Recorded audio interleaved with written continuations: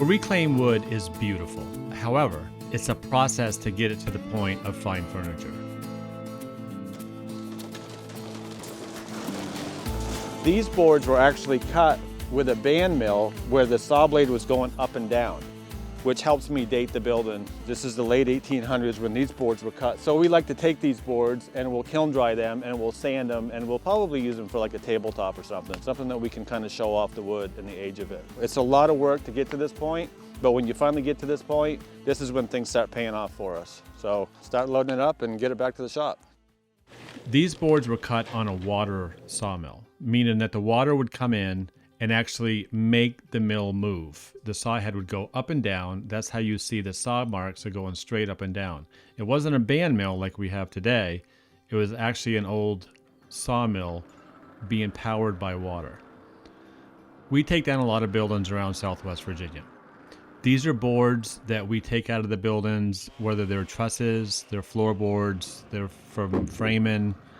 A lot of the buildings are logs, some of them are timber framed. But the wood is beautiful, so we do everything we can to save it and use it in our projects. These boards here are just pine, but they're 150, almost 200-year-old boards. So we do everything we can to use them, but they're full of bugs. So before we ever build anything with reclaimed lumber, it has to go in our kilns.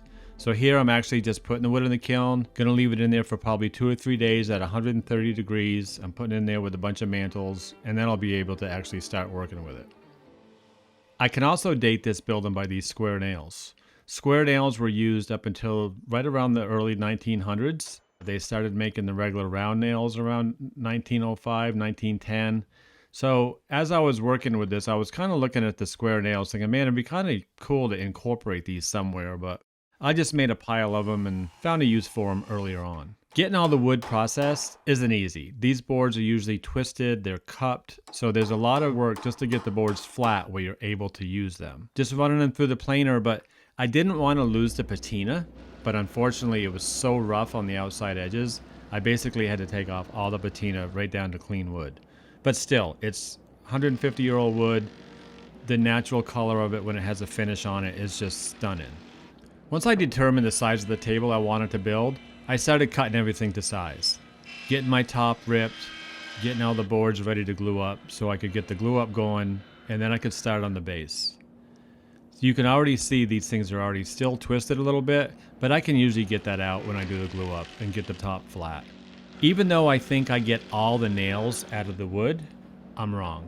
I'm constantly finding nails deep inside the boards. I've tried metal detectors and I can never get all the nails out, but we do the best we can. I did have a couple nails still in here that kind of ruined my joiner blade, and one when I got the legs on the lathe, I hit one with my gouging tool, but nothing we can't sharpen and take care of later. Getting my boards all glued up here. Top is about 40 inches wide, so I'm basically gluing this up in 2 different pieces. That way there, I'm able to take the boards and run them through our 25-inch Woodmaster planer, and then we do one final glue up and we only have the one joint that we have to sand.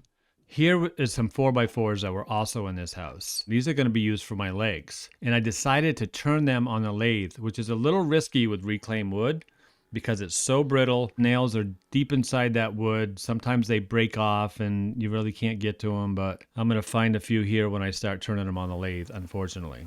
So I need to square up the legs and have a good square stock to work with so I can put my mortises in my leg.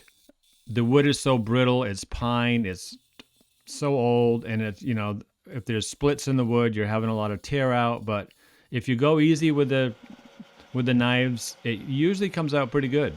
In this case, I thought they came out great.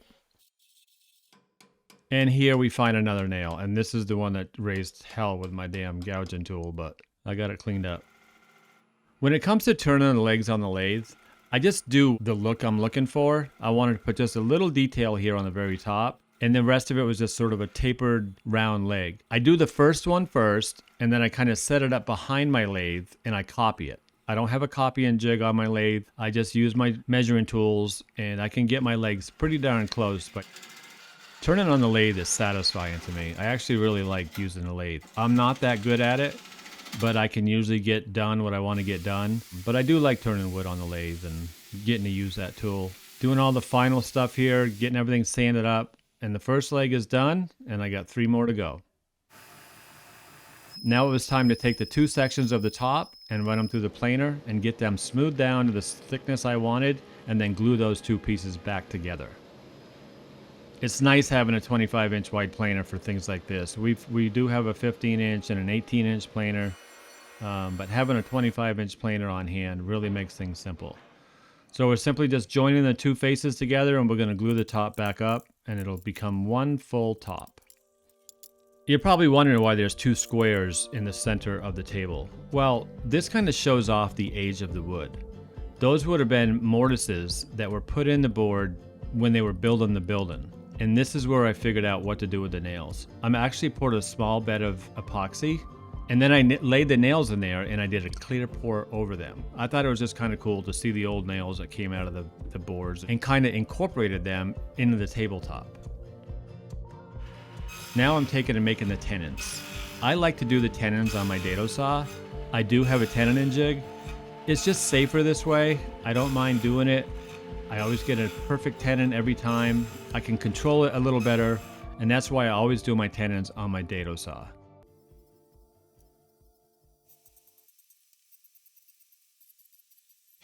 Just doing some final sanding on everything and getting ready to glue the base up and put it together. While the top's drying, I've got time to do all this and get this base done. In the morning, I'll be able to come back and start getting the top sanded and start putting this table together. I usually don't do a lot with pine. We don't use pine in our shop. However, this is special pine. This is very old growth heart pine, and it's just a beautiful wood, and having a story with the table, having photos of the house that we took down. It's always kind of cool to use reclaimed wood because it always comes with a story. Everything fit great, a little bit of help with the mallet, got everything together. I always put these little corner braces in, and I always throw some extra brad nails in the corners of my tenons just to help it. And sometimes I can take it out of the clamp sooner and keep working on it. So I'm just putting my little corner braces in. I usually hold those down from the top just a little bit. You can see the 1/4-inch plywood underneath it, just so that they're not interfering with the top laying flat. Now it's time to go ahead and fill all the imperfections in the top with some epoxy, getting it sanded, getting it ready. And I decided to put a breadboard on the end of this thing, just because that's the way most of the old farmhouse tables were. So I got everything notched out for it, got the breadboard installed, and now it's time to get this thing sanded, cleaned up, and bring it down to the shop to the spray booth. Again, lacquer finish on this thing. It's a durable finish. I'm putting 3 coats on it, but this is where everything starts to come together. The beauty of the wood starts to show, and I'm just totally excited about this top. Can't wait to get this thing done and in the showroom. So to some people, this old wood is just junk. It's too hard to work with. It's got nails in it. It's brittle. But I tell you, if you just take that little bit of extra time and you can get through all the pain of the nails and the slivers and the twisted wood, it's worth it in the end, because you're not going to go to Home Depot and buy wood that looks like this. That's for sure. Get this thing out in the showroom and call it a day.